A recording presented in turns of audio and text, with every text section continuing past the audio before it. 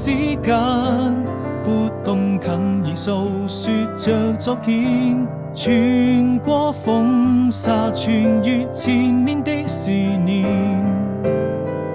未來還有多遠，我們會在哪裡相見？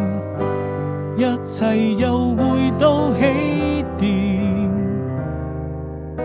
我知道夜和白天已經越來越遠，你會用那些時光停留在這個瞬間，永遠記得你那張純真的笑臉。哪怕被風化成一片煙沙，在你耳邊卻多了一分牽掛。歲月啊，你一定是我今生最美的